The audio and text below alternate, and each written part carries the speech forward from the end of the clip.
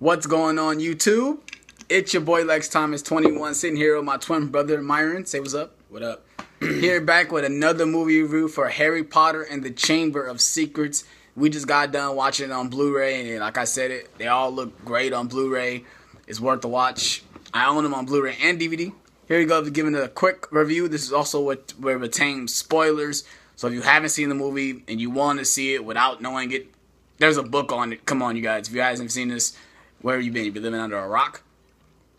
So we'll be talking about our favorite parts in the movie as well. You know, they will contain spoilers. I will be talking about the story, you know, hand and foot. So let's get into this. The movie stars Daniel Radcliffe as Harry Potter.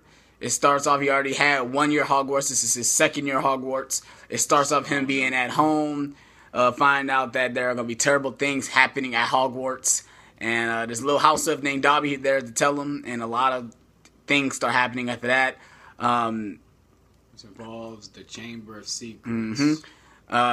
Somehow in the school, there's a monster in the school called the Basilisk is out petrifying all the mudbloods. If you guys know, as Muggle-born kids, that basically is the kids that don't have magic parents. They like either have parents, one is magical or one's not, or they have to be like that.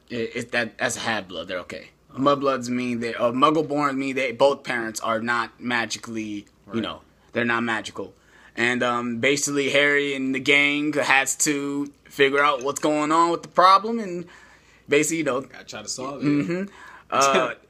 Everybody returns. Everyone returns in the film. Daniel Radcliffe, Rupert Grint, Emma Watson, Tom Felton, all the characters return in the film. We also have some new characters. We have new Defense Against the Dark Arts teacher, Gilderoy Lockhart. And this dude is a joke.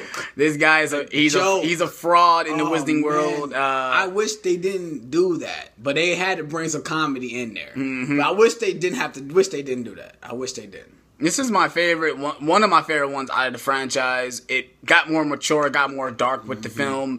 Everyone seemed more mature in their roles. They felt like they knew exactly who their character was now. Like that they brought stuff back in the day. Or they went back into the past, yes. Like how there's another thing, figuring out this diary that Harry found.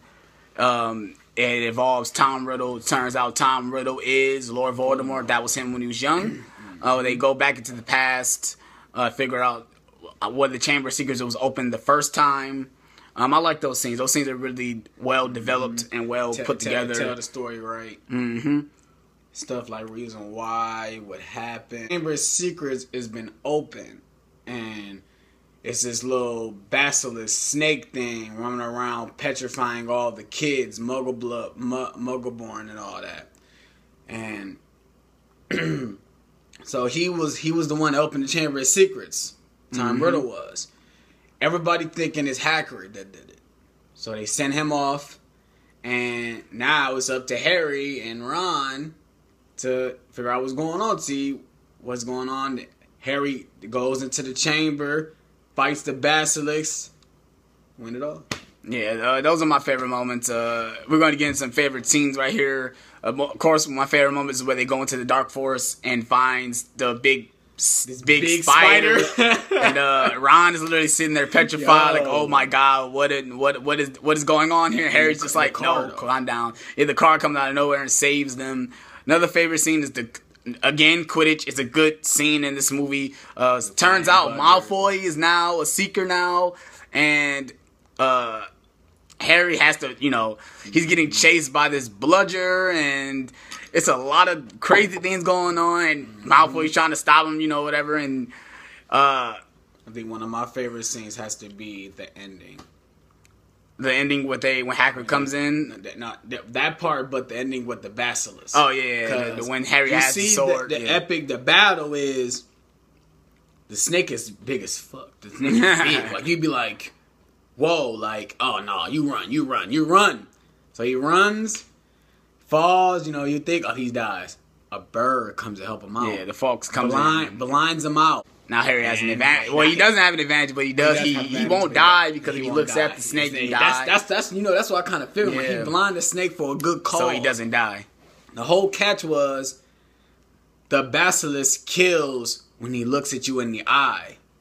And why the people was getting petrified, because they wasn't looking at the basilisk now. They were just seeing like a reflection of the person. They seen like through a mirror, or through a reflection of the water, or through a ghost. So they wasn't looking directly in the eye. That's why everyone was just getting petrified. No one was dying.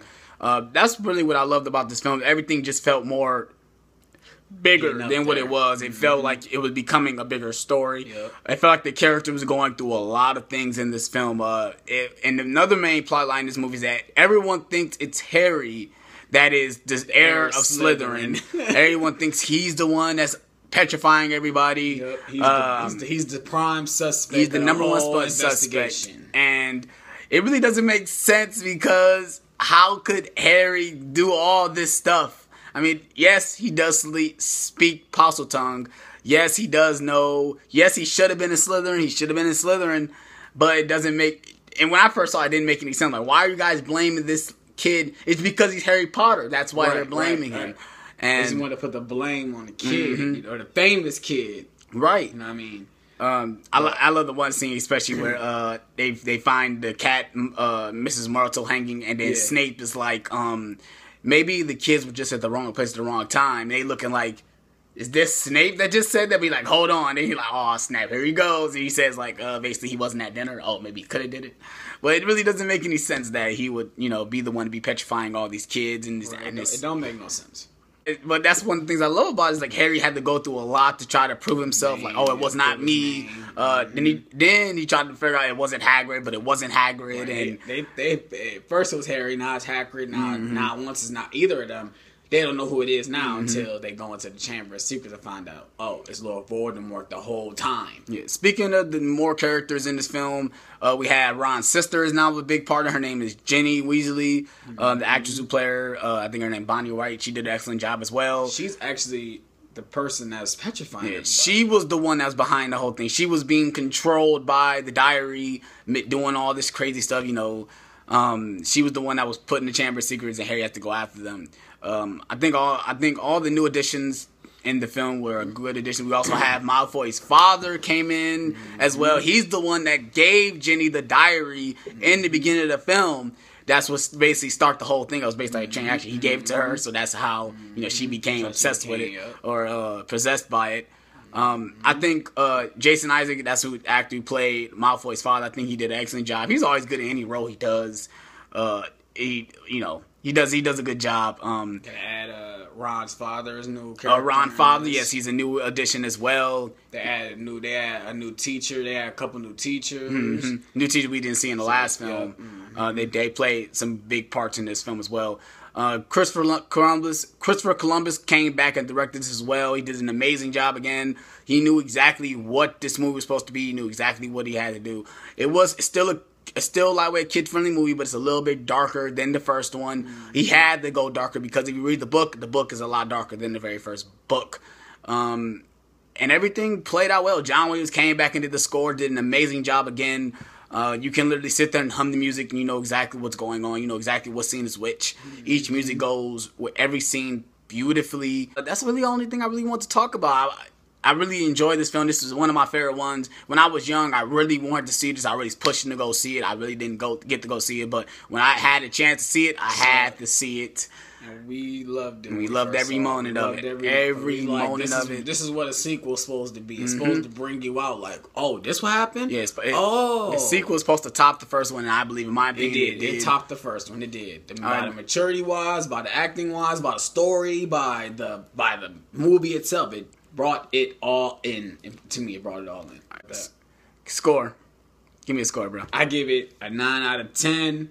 Because I love the movies. And other than that, it was a good movie. To me, it was the acting, the shots, everything about the movie, it was good. I'm going to give it a 9 out of 10.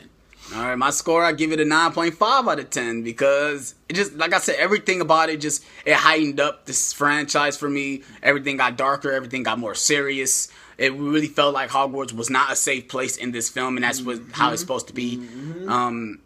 Everyone did an amazing job. It felt all the characters did an amazing job as their role. They felt more mature. They felt like their characters.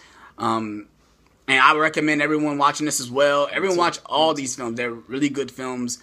Yeah, that's it. Hope you guys enjoyed it. Please slap that like button. Please subscribe if you're new. Me and my brother Myron will be out on this one. We will be reviewing The Prisoner of Azkaban soon. It won't be long, but we'll be soon. I don't know when. I can't tell you guys the exact date, but we will be reviewing that. And I'm out on this one, you guys. Peace. Peace.